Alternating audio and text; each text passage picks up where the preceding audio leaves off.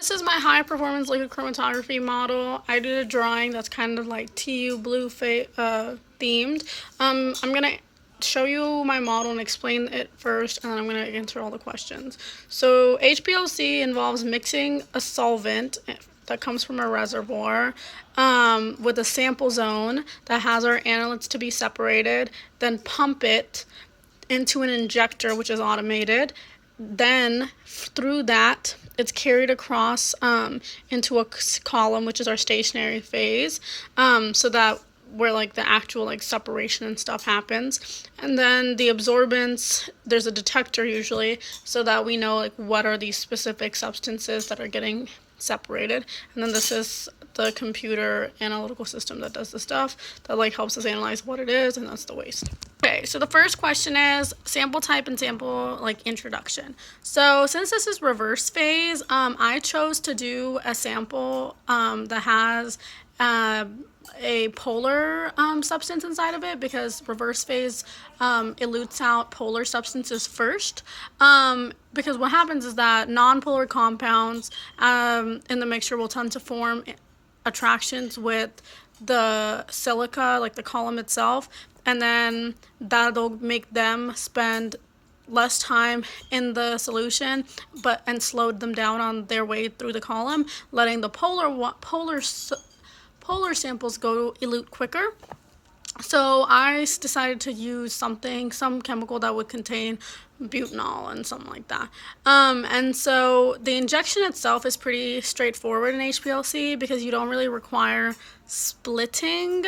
You might require dilution before you introduce the sample, but you'll introduce it in a liquid mobile phase, kind of like here in our sample zone. So then the next question was like, what is gradient elution? So gradient elution is trying to like manipulate the polarity of your mobile solvent by mixing miscible substances and changing what can get eluted. In this case, in reverse phase chromatography, you can start out with a more polar mobile phase, then gradually decrease the polarity by like putting in like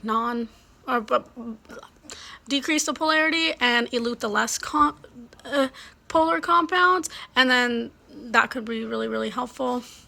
Then the next question is, why is pressure needed and how is supplied? So HPLC allows for really, really small particles that are like less than 10 microns to be separated, but as a result, you have to have like more high pressure because those smaller particles have a greater resistance to flow. So you need to like have like extra pressure to create the desired solvent flow rate.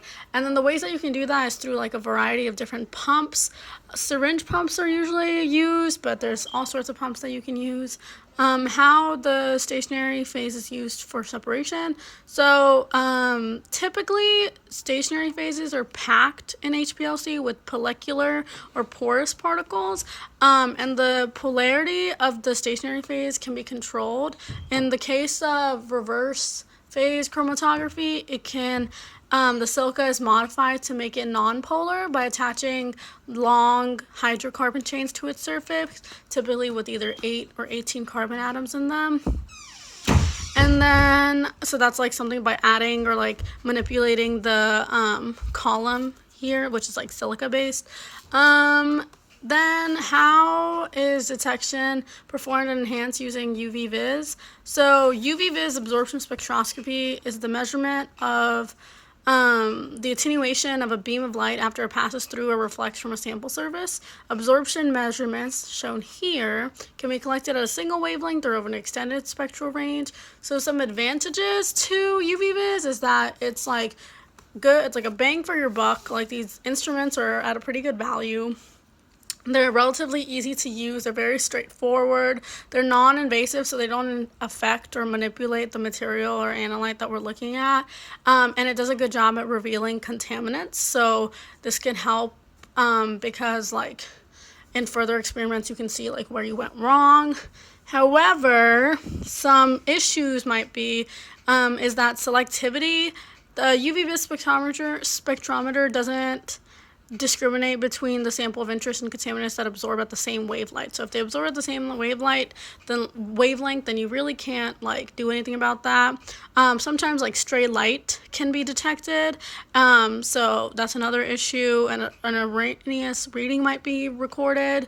And then some sample conditions like can be like are really affecting UV vis. So you can have, you know, like pH, temperature, impurities, and contaminants. All these can change the absorption of a sample. And then it has low sensitivity at lower sample concentration. So you really need to make sure that you have a proper sample concentration, and that itself like can add a lot of steps and issues to your workflow.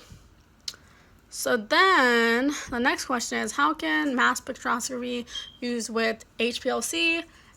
And what are some ionization and methods that can be used with HPLC? So there's ESI, which is the electrospray ionization, and then there's APCI. And so electrospray, both of these are most compatible with liquids, and ESI is putting a high voltage on flow of a liquid at atmospheric pressure, and then that spray that's created is directed to an opening in the vacuum system of a mass spec where the droplets are dissolvated through heat, vacuum, and acceleration into gas, and then the ions that are ejected from these droplets are what are like analyzed. And then APCI is a method that's done using a similar source as electrospray ionization, but instead of putting like a voltage on the spray itself, the voltage is placed at a needle that creates a corona charge at atmospheric pressures. This discharge then creates ions, in theory, usually like water clusters similar to like with that point at ESI, and then it goes to into a discharged by a spray created by a flow of liquid combined with heated gas that volatilizes the sample, and then these ions are taken to kind of the same opening vacuum that's used for electrospray. So ESI and APCI are fairly similar, but they're two different ways that are most compatible ionization methods with HPLC. So then, what requirement costs are associated with using mass spec? So some things to think about is consumables. There's a lot of like auto sampler vials, ultra high purity gases. We're running out of helium, so that's something to think about. Gas purifiers, vacuum pumps, filaments, all sorts of stuff can be required for mass spectroscopy. Also, you might need routine maintenance like source cleaning and things like that, unless like that's being done in the lab, but still that's a lot of time and effort. And then you also have to buy an analytical software. So those are some of the things that can be associated with mass spectroscopy. So for like a real life example, I think I would use something like a perfume, because perfumes often use butanol as a base, and so then I could have a mobile phase. Usually this requires like a polar mobile phase, so maybe water, and then I would insert my perfume, and then it would go through this pump into an injector that's automated through a column that's non-polar. It's silica with hydrocarbons on top of it. The polar components of the perfume would stick on the packed silica with the hydrocarbons, because they'll create like bonds with each other, and then the butanol would come out quicker, and then I would see a specific absorbance on my analysis.